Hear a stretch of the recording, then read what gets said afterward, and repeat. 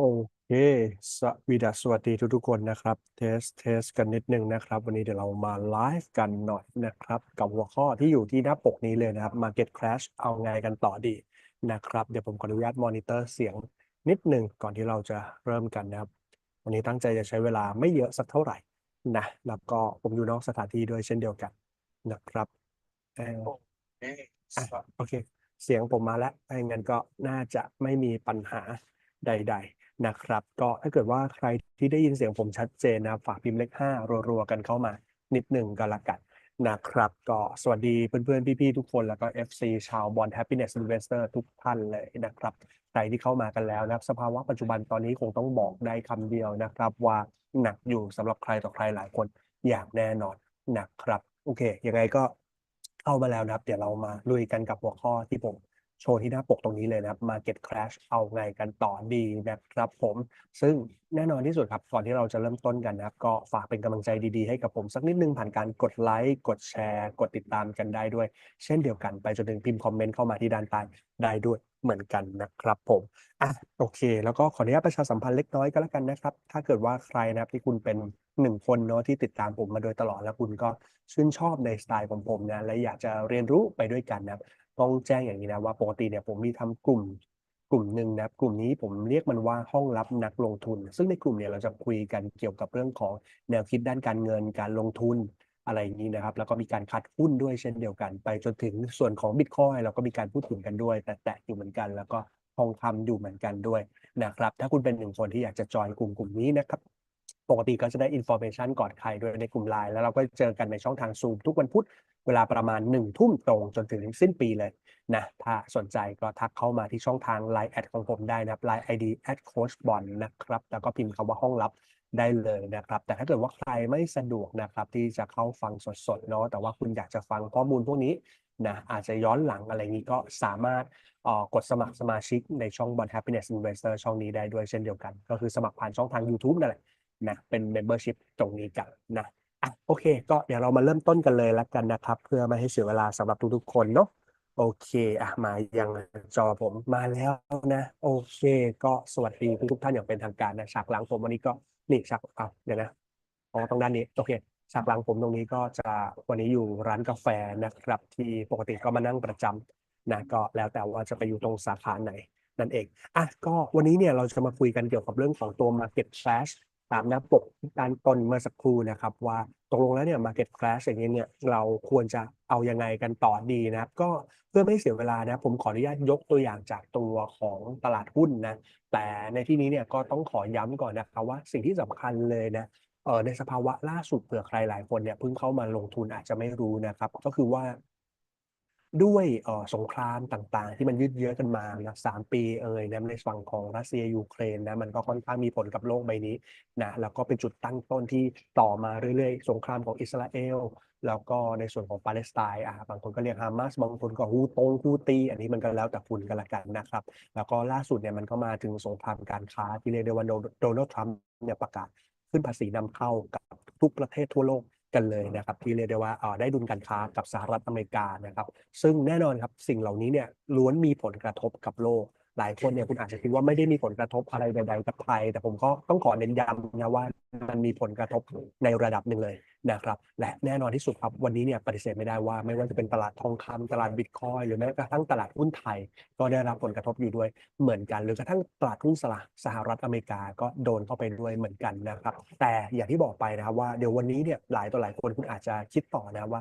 ฉันควรจะทำยังไงดีหรือเอาไงกันต่อดีนะครับวันนี้ผมจะมาแชร์และแบ่งปันมุมมองส่วนตัวของผมแบบสั้นๆกระชับกันให้เลยนะซึ่งถ้าเกิดว่าใครที่อยากรู้นะครับก็อย่าลืมนะฝากเป็นกำลังใจให้กันนิดนึงผ่านการกดไลค์กดแชร์กดติดตามกันได้เลยนะครับและถ้าคุณอยากรู้จริงๆนะช่วยพิมพ์คำว่าอยากรู้ให้ผมเห็นหน่อยก็แล้วกันนะครับผม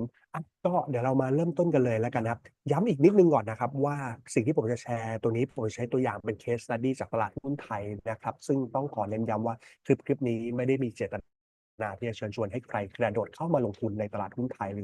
หรือใดๆก็ตามนะครับเพราะฉะนั้นเนี่ยก็ขอให้คุณเอา information หรือว่าข้อมูลที่ผมแชร์และแบ่งปันนะครับเอาไปคิดวิเคราะห์แยกแยะด้วยตัวของคุณแล้วก็เอาไปตัดสินใจกันต่อไปนะครับถ้าพร้อมแล้วนะครับเดี๋ยวเรามาเริ่มต้นลุยกันเลยนะขออนุญาตแชร์สกรีนหน้าจอกันก่อนเลยนะครับผม โอเคนี่ครับอย่างที่ได้บอกไปนะครับว่าผมสตาร์ตตั้งต้นจากการใช้ตัวตลาดหุ้นไทยนะก็เป็นแบบจำลองให้กับเพื่อนๆพี่ๆทุกคนเลยนะครับง่ายๆเลยนะครับตอนนี้เนี่ยหลายต่อหลายคนคุณอาจจะรู้สึกกลัวหรือกังวลเนาะแต่ผมก็ต้องบอกคุณอย่างงี้นะครับว่าในมุมมองส่วนตัวของผมเนาะถ้าเกิดว่าคุณตีเส้น Trend line ยาวๆนี้เลยนะครับตียาวๆเลยนะนี่ครับปึ๊บก็คือจากจุดข้างล่างเนี่ยตียาวมาเลยนะครับ สิ่งที่เราจะพบเจอมันจะออกมาเป็นเส้นสีฟ้าโดยประมาณแล้วก็พอผมเริ่มตีจากประมาณปี1998ก็คือต้มยำกุ้งเนาะเราจะได้ออกมาเป็นเส้นสีเหลืองนะครับผมนั่นหมายความว่ายังไงในมุมมองส่วนตัวของผมเนี่ยถ้าเราพูดถึงตลาดหุ้นไทยเนี่ยวันนี้เนี่ยก็จะเห็นว่าตลาดหุ้นไทยร่วงลงมาอยู่ที่เท่าไร1,000เท่าไร1,074ใช่ไหมซึ่งถ้าเกิดว่าใครที่อยู่ในห้องรับนักลงทุนผมก็เคยพูดไว้อย่างชัดเจนนะว่ามุมมองส่วนตัวของผมมันจะลงมาแถวๆตรงไหนเนาะ ซึ่งก็ต้องมาดูกันนะครับว่าโอเคหนึ่งสิ่งสำคัญเนี่ยผมต้องบอกเลยนะว่าคงต้องมานั่งลุ้นกันเป็นพิเศษโดยเฉพาะอย่างยิ่งตรงส่วนของตลาดหุ้นไทยนะครับว่าวันนี้เนี่ยมันจะฝ่าจุดตรงนี้ไปได้หรือเปล่าคือหมายถึงร่วงลงมาเนาะก็หวังว่าจะไม่ฝ่านะประมาณ960-970นะครับแต่คีย์สำคัญคือมันมีแนวรับบริเวณโซนสีเหลืองตรงนี้อยู่ด้วยเช่นเดียวกันซึ่งถ้าเกิดเราดูแนวรับตรงเนี้ยมันจะอยู่แถวๆประมาณ1,000ถึง1,010นะครับ1,000ถึง1,010ก็คงต้องลุ้นไม่ให้ร่วงตรงนี้ลงมาเพราะถ้าหลุด1,000 1,010มันก็จะมีแถวๆตรงนี้บางๆเลยครับประมาณ960 970ก็คือเป็นแนวรับโควิดเหมือนที่ผมเคยแชร์นะแล้วถ้าหลุด960 970คุณอาจจะได้เห็นข้างล่างแถวๆบริเวณตรงนี้นะแถวๆบริเวณตรงนี้เลยนะ670 680ก่อนที่จะร่วงย่อลงมาตรงนี้อาก็คือ650ถึง660ตีเลขกลมๆไปแล้วกัน600ถึง700โดยประมาณนะครับก็หวังว่ามันคงจะไม่ไปถึงจุดๆนั้นนะครับคำถามสำคัญคือเพื่อนๆพี่ๆทุกคนคิดว่ามันจะไปถึงจุดนั้นหรือเปล่าครับพิมพ์แชร์คอมเมนต์กันเข้ามาที่ด้านใต้ได้ด้วยนะครับผมแต่หนึ่งสิ่งสำคัญเนี่ยหลายคนอาจจะบอกเหรอโอ้ตลาดหุ้นไทยตอนนี้มันเป็นอย่างงี้เหรอใช่ครับมันยังภาพใหญ่แล้วกันนะภาพใหญ่มันก็ยังโชว์ลักษณะของเทรนด์ขาขึ้นแต่ว่าภาพย่อยเนี่ยก็ต้องบอกว่ามันพร้อมจะร่วงตัวลงมาแล้วนั่นเองบางคนบอกเฮ้ยมันเป็นขาลงแล้วหรือเปล่าก็มองได้นะว่ามันสามารถเป็นขาลงได้แล้วด้วยเช่นเดียวกันโดยเฉพาะอย่างยิ่งครับการที่มันไม่สามารถยก High ตรงนี้ขึ้นไปได้นั่นเองแต่คีย์เวิร์ดสำคัญที่ผมอยากจะให้ดูสังเกตดีๆแล้วกันนะดูให้ดีนะครับคุณจะเห็นตรงนี้ครับที่แดงๆอย่างเงี้ยครับใต้กราฟเนี่ยแดงเดี๋ยวนะเดี๋ยวผมเอาออกปึ๊บโอเคเอาเส้น Trend line ออกโอเคแดงๆนะครับใต้กราฟแดงๆเนี่ยใต้กราฟแดงๆเนี่ยใต้กราฟแดงๆตรงนี้ใต้กราฟสิ่งนี้เนี่ยมันคือสัญลักษณ์ที่บ่งบอกว่าผู้คนกำลังรู้สึกกลัวโอเคป่ะผู้คนกำลังรู้สึกกลัวนะครับซึ่งมันก็คือ Fear and Greed นั่นแหละซึ่งพอผู้คนรู้สึกกลัวเนี่ยหนึ่งสิ่งสำคัญเนี่ยมันเป็นยังไงหรอก็ผมบอกได้อย่างเดียวถ้าเกิดคุณแมปปิ้งตรงนี้เนี่ยกับ RSI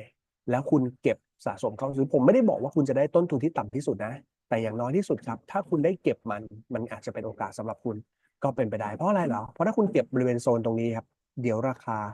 ดัชนีตรงนี้มันก็ดีดตัวขึ้นไปนะครับแต่ทั้งนี้ทั้งนั้นคุณอาจจะต้องไปทดสอบกับหุ้นรายตัวของคุณนะบริเวณตรงนี้เช่นเดียวกันครับ RSI ที่บริเวณ Oversold ด้วยเหมือนกันเก็บไปปุ๊บเดี๋ยวดีดตัวขึ้นไป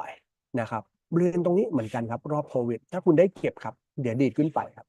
บริเวณตรงนี้เหมือนกันครับถ้าคุณได้เก็บครับมันจะดีดขึ้นไปหรือเปล่าไม่รู้คือมันไม่มีใครบอกได้นะว่าระยะเวลามันจะนานแค่ไหนแต่อย่างน้อยเนี่ยถ้าด้วย history ถ้าเกิดมัน repeat itself เนี่ยนั่นก็อาจจะเป็นจังหวะที่ดีสำหรับใครต่อใครหลายคนก็เป็นไปได้แล้วถ้าเกิดว่าเรามาดูในทรงกราฟวีคนะมันจะยิ่งสนับสนุนในสิ่งที่ผมบอกนะว่าคุณอาจจะไม่ได้ต้นทุนที่ถูกที่สุดลองมาดูนะจุดแดงๆตรงนี้ครับ RSI oversold ถ้าคุณเก็บอันนี้ได้ขึ้นเนาะป่ะเพราะคุณสังเกตนะเก็บตรงนี้แต่ราคาไอ้ดัชนีตรงนี้มันร่วงลงมาอีกนะคุณอาจจะได้เก็บแถวๆประมาณ132แต่ว่ามันมีร่วงลงมา126ก็คือไม่ได้ต้นทุนที่ต่ำที่สุดนะครับแต่เดี๋ยวมันดีดตัวขึ้นไปเองบริเวณตรงนี้บางคนบอกเก็บไหมก็จะเก็บก็ได้ไม่เก็บก็ได้มันอยู่ที่ว่าคุณจะมอง RSI ตรงนี้เป็น oversold หรือเปล่ามันก็อยู่ที่คุณนะแต่บางคนบอกฉันเก็บก็ได้นะถ้าคุณเก็บเดี๋ยวมันก็ดีดตัวขึ้นรอบนี้เนี่ยก็ต้องบอกเลยนะว่า RSI สำหรับผมมันยังไม่ oversold ซึ่งมันก็ไม่มีความจำเป็นต้องเก็บนะบริเวณตรงนี้บางคนบอก oversold แล้วเห็นไหมคุณเก็บนะมันยังไม่ขึ้นทันทีครับจะเห็นว่าร่วงลงมาอีกอย่างที่บอกมันไม่มีทางได้ต้นทุนที่ต่ำที่สุดแต่คุณอาจจะต้องเก็บเรื่อยๆเก็บเรื่อยๆเก็บเรื่อยๆหรือเปล่าอันนี้ต้องไปพิจารณากันดูนะแต่สุดท้ายเนี่ยเห็นไหมพอคุณเก็บเรื่อยๆนะเดี๋ยวมันก็ดิดตัวขึ้นข้างบนนะที่เหลือมันอยู่ที่ทุนเฉลี่ยของคุณแล้วว่ายังไงหรือถ้าคุณถือยาวมากพอมันจะทำให้คุณหลุดดอยได้หรือเปล่า นะครับบริเวณตรงนี้เหมือนกันครับเก็บเดี๋ยวขึ้นนะตรงนี้แหละครับก็นี่ครับ2,800เนาะเก็บเดี๋ยวขึ้นนะครับบริเวณตรงนี้บางคนบอกตรงนี้มัน RSI มันไม่ได้โอเวอร์โซก็ไม่ต้องเก็บก็ได้เพื่อความสบายใจนะครับบริเวณตรงนี้เหมือนกันครับถ้าคุณเก็บเห็นไหมต้นทุนไม่ได้ถูกสุดเดี๋ยวมันร่วงลงมาสมมติจากบริเวณนี้1,300ใช่ไหมร่วงลงมา1,200เนี่ยหรอกไหมถ้าคุณได้เก็บทั้ง2 จุดเลยเดี๋ยวมันดีดตัวขึ้นไปถึงเท่าไหร่เห็น1,800เห็นปะก็โอเคน่าจะมีกำไรบริเวณตรงนี้มีจุดจริงแต่ว่า RSI ไม่ได้โอเวอร์โซก็ไม่ต้องเก็บก็ได้แม้บางคนบอกถ้าฉันเก็บฉันก็ดีดตัวขึ้นมันอาจจะฟุกก็ได้ไม่รู้เหมือนกันนะครับบริเวณตรงนี้ครับยังไม่โอเวอร์โซก็ยังไม่ยุ่งเริ่มโอเวอร์โซเมื่อไหร่ค่อยใส่ใจอาจจะเห็นว่าเริ่มโอเวอร์โซแถวๆนี้คุณก็เริ่มมานั่งเก็บแถวๆนี้นั่นเองก็เดี๋ยวดีดขึ้นอันนี้คือรอบโควิดเนาะบริเวณตรงนี้แหละครับตรงนี้ไม่โอเวอร์โซไม่ต้องเก็บก็ได้บริเวณตรงนี้ไม่โอเวอร์โซไม่ต้องเก็บก็ได้บริเวณตรงนี้โอเวอร์โซถ้าคุณเก็บจะเห็นว่าต้นทุนไม่ได้ดีที่สุดเนาะตอนนั้นประมาณเท่าไหร่1,3701,380ร่วงลงมา1,280แต่มันก็ดีดตัวขึ้นไปถึง1,500เกิดขึ้นได้เห็นไหมเก็บรอบนี้ทุนไม่ถูกที่สุดแต่มันก็สามารถดีดตัวขึ้นไปได้ตรงนี้แหละครับจะเป็นยังไงก็ไปตัดสินใจกันเอาเองนะครับแต่ถ้าเกิดใครลงทุนระยะยาวคุณอาจจะใช้ภาพใหญ่ของไทม์เฟรมมันเข้าไปประกอบก็เป็นไปได้นะครับก็ลองเอาแนวคิดตรงนี้ที่ผมแชร์และแบ่งปันไปปรับใช้กันดูนะครับโอเคก็มาสรุปคลิปนี้กันสักนิดนึงครับสิ่งที่ผมได้แชร์และแบ่งปันกันไปอย่างที่ได้บอกไปนะครับว่าก็ยกตัวอย่างจากในส่วนของตลาดหุ้นไทยนะครับซึ่งถ้าเกิดว่าใครลงทุนในสินทรัพย์อื่นๆใดๆเงี้ยคุณก็อาจจะต้องลองไปทดสอบด้วยตัวของคุณกันเองนะครับก็คือมองจุดที่ผู้คนรู้สึกกลัวถ้าวันนี้คุณไม่รู้ว่าไอ้จุดที่ผู้คนรู้สึกกลัวเนี่ยมันอยู่ตรงไหนถามตัวเองครับว่าตัวเองรู้สึกกลัวแล้วหรือยังนะครับหรือว่าผู้คนรอบข้างเนี่ยหรือว่ามันประโคมข่าวแห่งความน่ากลัวแล้วหรือยังอะไรเงี้ยมองอย่างนี้ก็ได้นะเพราะถ้าเกิดว่ามันรู้สึกแบบนั้นได้ก็แสดงว่าผู้คนก็คงเริ่มกลัวกันแล้วนั่นเองนะครับแล้วคุณอาจจะไปแมปปิ้งกับตัว RSI อย่างที่ตะกี้ผมยกตัวอย่างขึ้นมาดูก็ได้แล้วก็ไปตัดสินใจเข้าซื้อแต่ย้ำอีกครั้งนะมันไม่มีทางที่คุณจะได้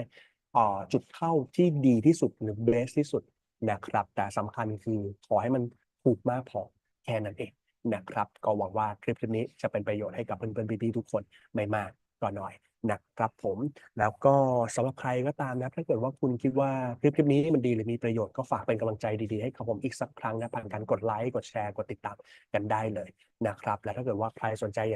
ยากจะสมัครห้องลับนักลงทุนก็ทักเข้ามาที่ช่องทาง Line ID @coachbond พิมพ์คำว่าห้องลับเข้ามาได้เลยสอบถามรายละเอียดกับแอดมินของผมก็ได้หรือถ้าเกิดไม่สะดวกที่จะเข้าเรียนสดๆในช่องทาง Zoom แต่ว่าอยากจะฟังข้อมูลนะ